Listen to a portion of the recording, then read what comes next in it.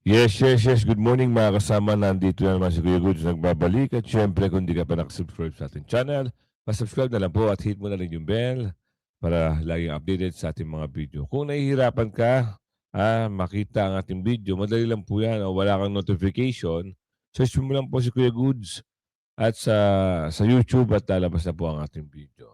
Swerte ni BP Sara at tiyak ng may plus 31 at panalo na. Samantalang ito, si Bonget, oo, si Pangulo ng bansa ay nag-negative 3.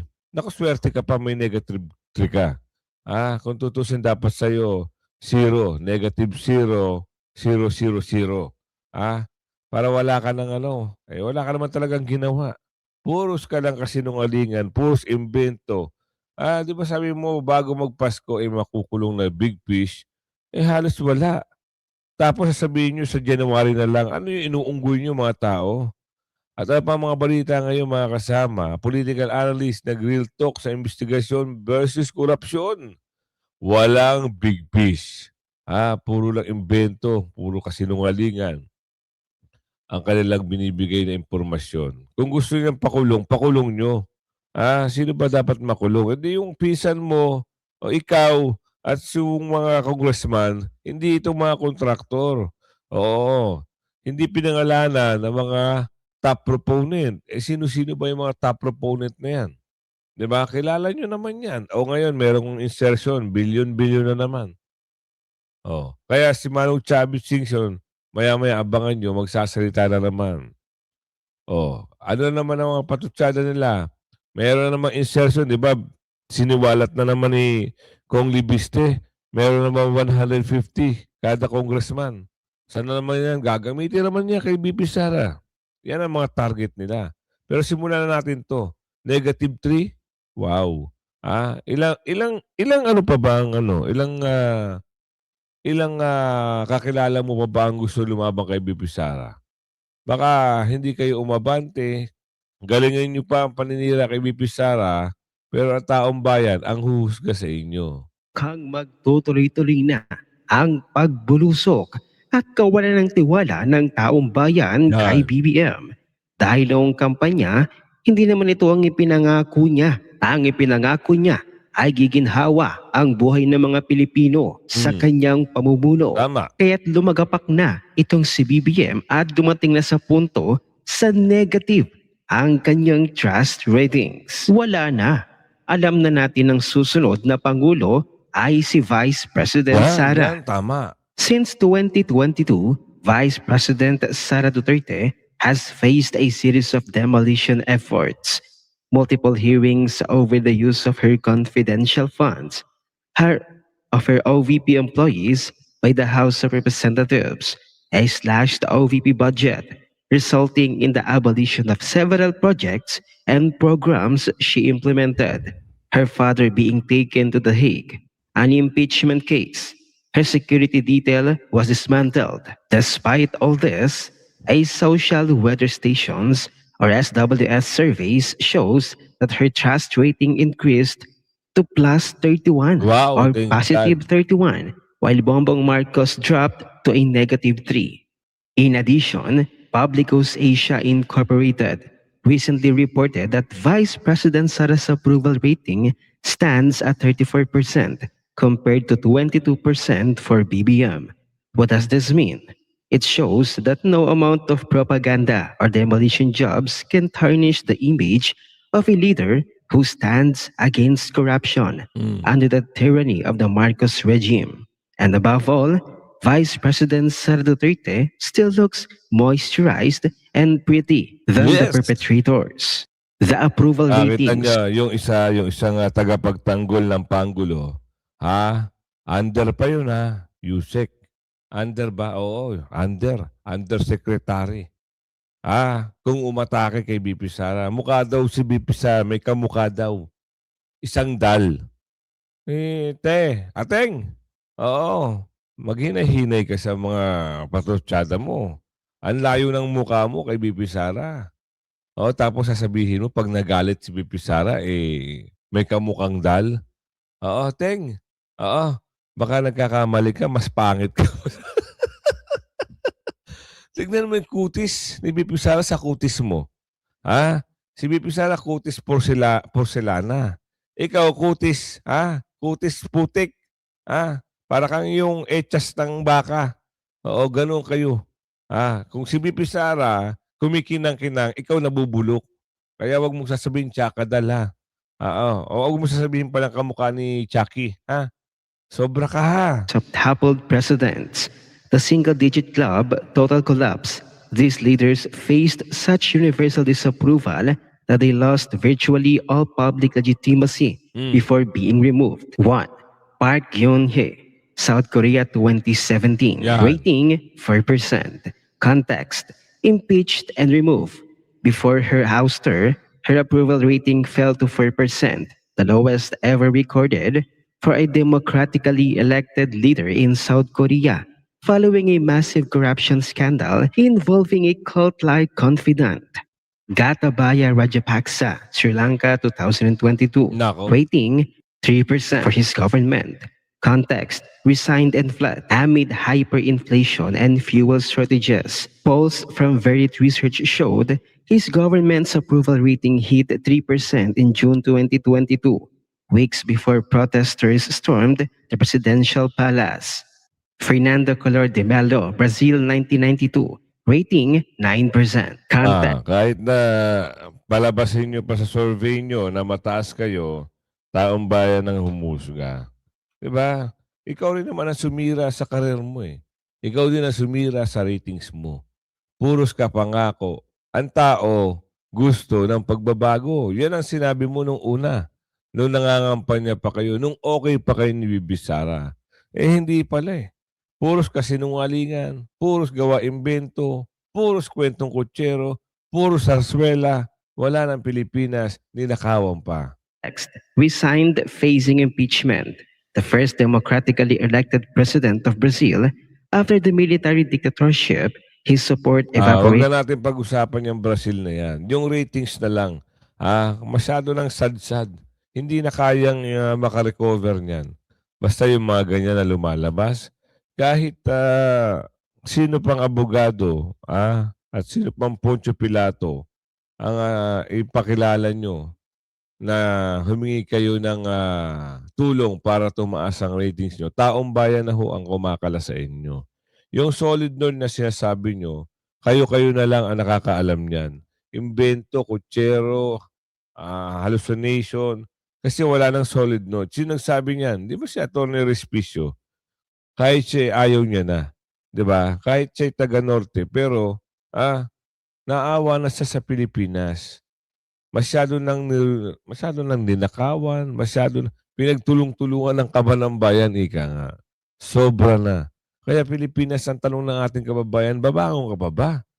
Malabo na ho. Hanggat nakaupo ito mga, alam niyo yung kanta ni Glock 9, habang nandyan sila sa pwesto, walang mangyayaring maganda sa Pilipinas. Puro negative ang mga bawabalita, puro negative at nagawan ng nakawan. Uubusin ang kaban ng bayan hanggang matapos ang termino. Kasi feeling nila, wala na, hindi tayo makakaupo sa susunod eh. Nakawin na natin to. Yan ang sabi ni Aling Ledesma doon sa panaginip niya. Ito? Political analyst, nag-real talk sa investigasyon. Wala naman talagang big fish. Kung ayaw nila pa-imbestigahan, kaya nila. Pero ang problema, taong bayan na ho ang nagsasaliksik sa tulong ng universe, sa tulong ng universe, kumakalat ang pangalan na sila ang magnanakaw. Wala namang nais talagang tumbukin kung sino no? Parang linilihis, minsan ginugulo, katulad nitong mga release ng mga dokumento ng mga proponents. Nag-release si Congressman Leviste, tapos ang DPWH hindi man confirm or deny. Parati kong sinasabi ang paper trail na andyan sa administrasyon, ang money trail na andyan sa administrasyon. So, dun sa tanong mo, so tingin ko wala naman talagang objective na malaman kung sino. Kasi pag nalaman, malalaman mo kung sino yung pinakatuktok. Kasi yung pinakatuktok ang nagpumirma ng budget. ang mismong Pangulo at ang communications office po ng Presidente ang nagsabi po na merong makukulong, merong mapapanagot bago magpasko, may magpapasko sa kulungan. Ano po yung ine-expect nyo during that time at na-meet ba yung expectation kung sino talaga yung makukulong? Well, ini-expect ko talaga may makulong na kongresista o yung Senador. nahalal ng bayan. Oo. Kaya nga ang reaksyon ng tao ganito dahil yung hinalal nila parte sa kaguluhan, no? Hindi ko ikinagulat na wala, pero nangako siya eh. Tama. So ang akin nga parang nabudol na naman ang Pilipino dahil ang nakulong o merong kaso ay mga Contractor. DPWH engineers at saka ang pinapalabas ngayon ang pinakamalaking kontratista ang mag-asawang Diskaya. Alam naman natin sa mga lumabas na mga dokumento, hindi sila ang pinakamalaki at hindi lang yung mga DPWH provincial or district engineers ng Bulacan ang karapat-dapat na nahatulan. Ang nakakalungkot, wala talagang malaking isda, puros dilis ang nakuha. Ang pagtitiyak ng Malacanang noon, kasabay din ng pahayag ng Pangulo na may big fish, yung mga malalaking personalidad. So meron bang malalaking personalidad doon? Wala eh. Ang alam ko, sumikat lang yung mga pangalan ng taga DPWH at saka yung mga contractor kasi na ano ito na pag-uusapan sa media, pero talagang matagal ng kilalang personalidad talaga, wala naman ata doon. Merong nabanggit pero walang nakulong. Tama. Oo, yung mga dambuhala siguro hindi natin nakita yung hearing sa ICI kay Speaker Martin Romualdez, kay Congressman Sandro Marcos, hindi natin nakita yon. So wala doon ang taong bayan. May mga pangalan na lumabas, hindi natin maintindihan kung paano na isama ang ilang senador. Yun dun sa kongresista, may mga pangalang sinama, pero wala namang nangyaring pag-attend nila sa ICI para ipresentahan sarili nila. So, napangalanan si Garjola, napangalanan si Momo, pero wala naman tayong naririnig na sila'y natanong. So, sa akin, walang katorya-torya yung mahiya naman kayo. After 156 days, wala pa rin tayong nakukulong. Grabe, di ba? Isipin nyo Siguro pinasok na lang, siningit na lang yung istorya doon sa mga senador na umari ewan natin kung talagang dumorobo o talagang gumawa sila ng kwento para pagtakpan. Pinipilit nilang pagtakpan yung issue nung pinsan at nito ni Pangulo. Kasi lumabas ang kwento ni Saldico. Mas malakas ang pasabog ni Saldico. Kaya nagulat na lang tayo, may mga senador. O ngayon, asa na kwento ng mga senador? Ilang senador ang nadawit? 3. Yung isa nagpunta pa ng DOJ. Asan ngayon ang kwento nila? Halos hindi nga sila ma-interview. Halos hindi nga sila mabalita ngayon. Ngayon, ang puputok na balita, yung issue ngayon ni Cabral at issue ni Lebiste at issue ni Dizon. Bakit? Yung authentication daw, di umano, na patunay na may files. Itong pina-authenticate daw ni Lebiste, ni Kong Lebiste kay Dizon, ay tinatanggi na.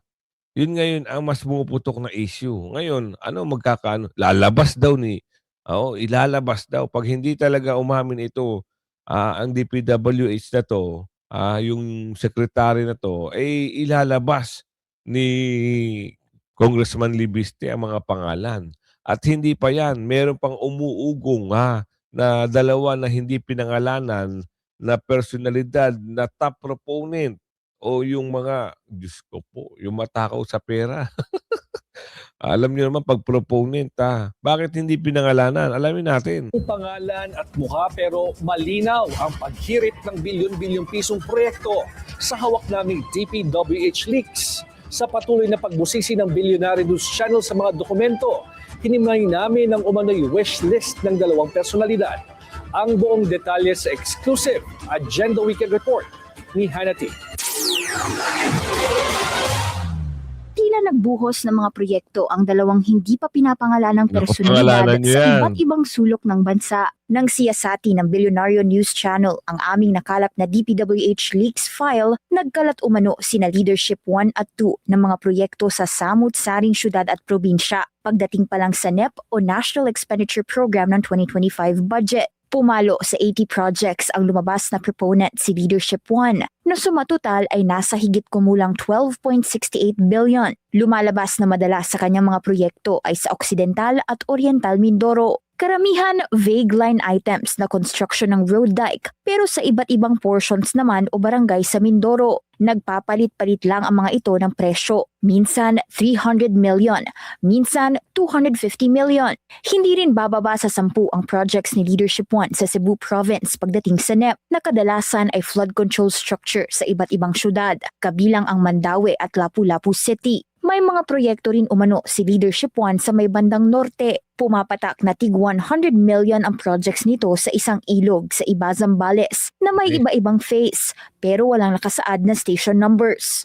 Samantala, lagpas 10 naman umano ang projects niya sa NCR na majority ay nasa lungsod ng Maynila. Isa Agoy. sa may pinakamalaking budget ay ang Sino kaya higit yan? kumulang Pangalanan 150 nyo. million worth of construction ng isang retention basin sa Tondo na nasa phase 33 na umano. Nasa 37% pa raw ang accomplishment nito. Si Leadership 2 naman, nasa 66 ang mga proyekto na nasa higit kumulang 3.3 billion. Lumalabas na marami sa mga ito ay sa probinsya ng Batangas. Nako. Ang construction ng isang kalsada sa Lipa hanggang sa mataas na kahoy ay tila nakatanggap ng 140 hanggang 150 million worth of allocation sa iba't ibang station numbers na ito. Nako Sinundan po. naman ito ng mga proyekto sa Isabela na karamihan naman ay multipurpose building at water supply. May mga proyekto rin umano si Leadership 2 sa Davao de Oro na hinaluan ng iba't ibang road construction, pagtatayo ng multipurpose building at water supply din.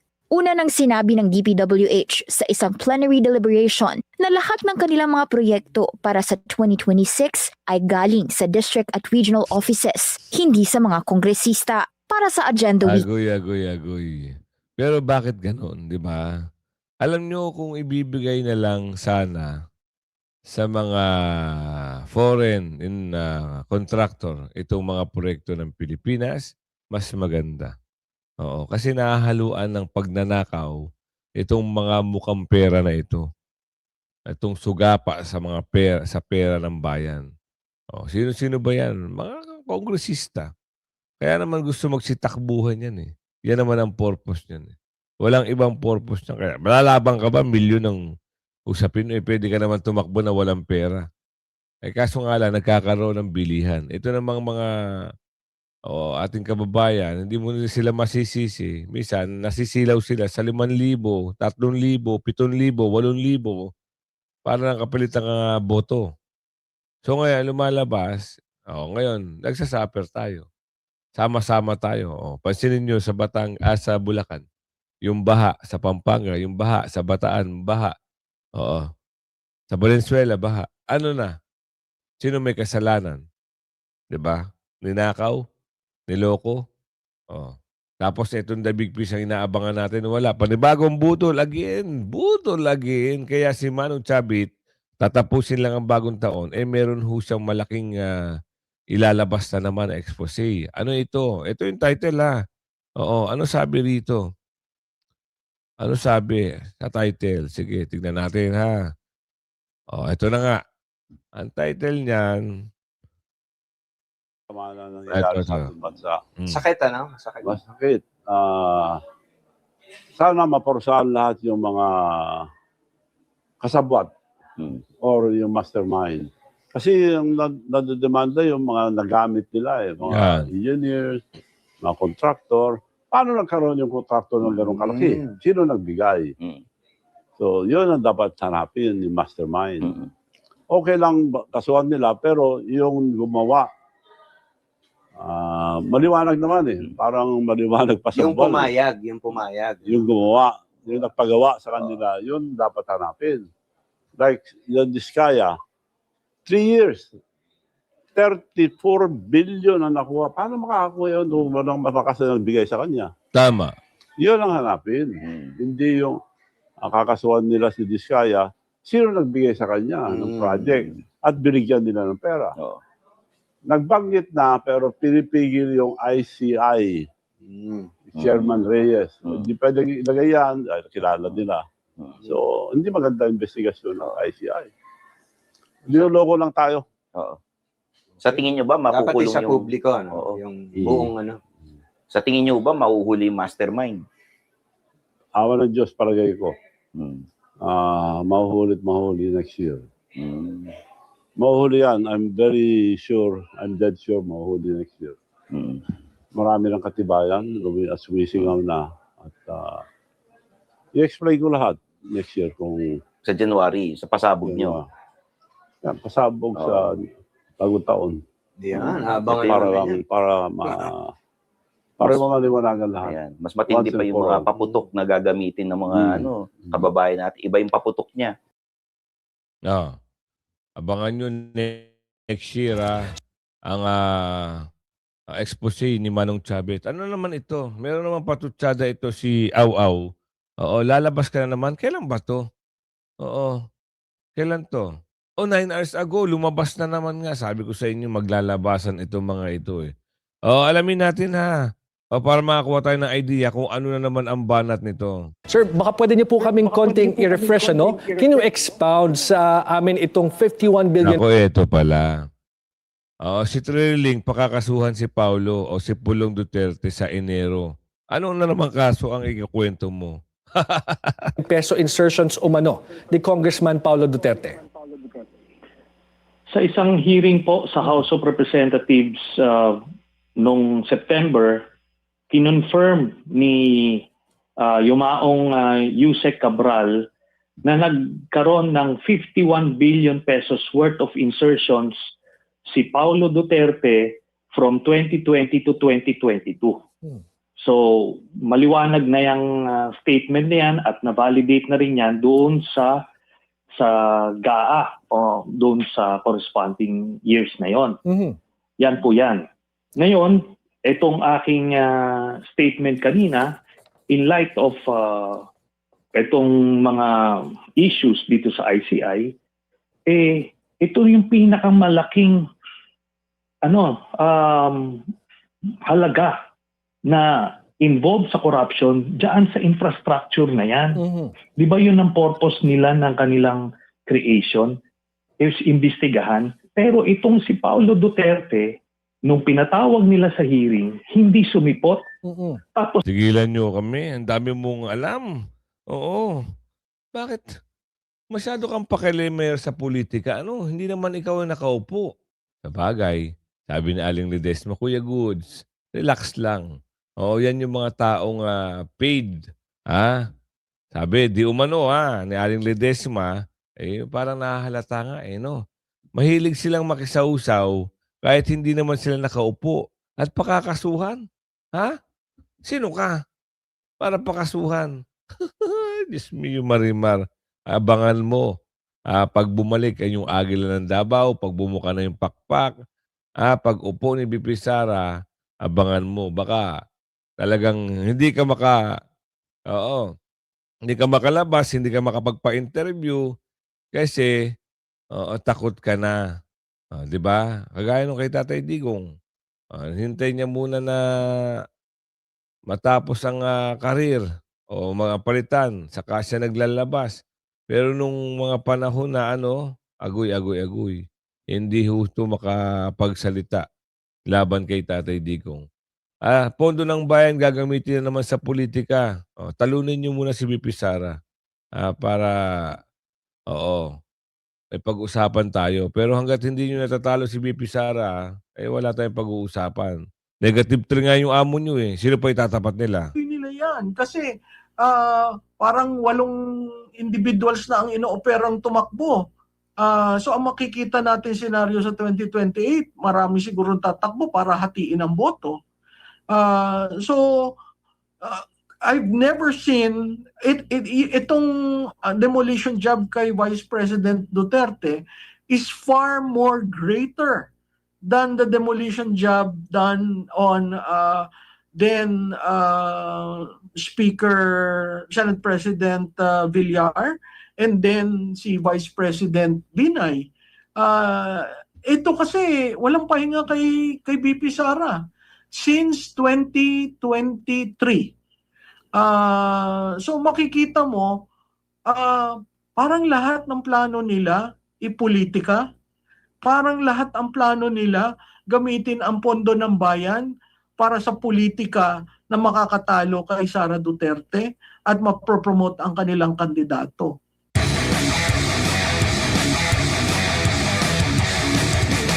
Sa tingin niyo po, maapektado yung kanilang political capital din dito, ma'am? Kasi nabanggit ni Vice President Sara, mga paninira sa kanya. Ano yan, bahagi yan ng pagharang sa kanyang posibleng kandidatura for 2028. Hindi po ba sa mga nakalipas, merong sisiraan, meron ding nagpapapogi. Kaso, hindi epektibo yung kanilang paninira, hindi rin epektibo yung kanilang pagpupogi po, Prof. Oo, Admar, no? Sa tingin ko, dapat pag-aralan nila yung strategiya nila. Kita mo yung kay Madriaga, biglang nag-fall ng dot. Diba? Parang ang init-init nila, grabe ang salsal nila sa media. Nung sinabi ni BP Sara, hindi ko yan kilala, hindi ako pumupunta sa jail, Bureau of Jail. Tapos bigla nagsabi si Secretary Remulla, hindi siya ang pinupuntahan, iba. So, hindi tama yung script. Sino naglabas ng Madriaga? Diba? Makikita mo may kanya-kanyang... Yung mga kaliwang grupo. Sila yung atat na ma-impeach si BP Sara at walang ginawa kundi bumatikos ng bumatikos kasi alam na sila, talo na. Kaya ngayon gagamitin nila ang kaperahan. Di ba nga, may insertion na naman na 150M. Baka naman, mapabilis na naman ang pagpirma. Sabihin na naman, meron namang anomalya. Di ba, pinalabas nila si Madriaga na si BP Sara daw ay kumulimbat ng bilyon-bilyon. Saan? Saan banda? Hindi na kayo natapos sa 125 million na hindi umabante. Dinagdagan nyo pa. Ang issue dito, yung dumurobo ng 150, yung mga dumurobo ng mali-malitang pera. Bakit kinukonek nyo yung bilyon-bilyon na sinasabi nyo? Ang dami nyo mga paeklat. Talo lang kayo kay BP Sara, kaya gumagawa kayo ng kwento. Wala na kayo. Basura na kayo sa paningin ng taong bayan. Putik. Dahil wala kayong nagawa, puro nakaw lang. Yun lang ang nagawa nyo. Wala nang iba. Spheres of influence na nag-ooperate yung mga operators nitong administrasyon na ito.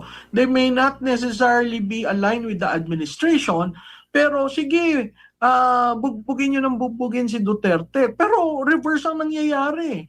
Imbis na nawawalan ng lakas si Vice President Duterte, Lalong tumatapang. Siya pa yung umaangat. Clearly, hindi siya nag-benefit dyan sa flood control projects. Hindi siya kasama dyan sa kaguluhan na yan. When compared to the Intelligence and Confidential Fund, napakaliit yung kanya at nawala na noong 2024. Trabaho lang siya ng trabaho. So, makikita mo, talaga nagba-backfire. Pero, ang sense ko, ipagpapatuloy nila yan. Kasi, parang 8 individuals na ang inooperang tumakbo. So ang makikita natin senaryo sa 2028, marami siguro tatakbo para hatiin ang boto. Malamang. I've never seen itong demolition job kay Vice President Duterte is far more greater than the demolition job done on Senate President Villar and then si Vice President Binay. Ito kasi walang pahinga kay BP Sara since 2023.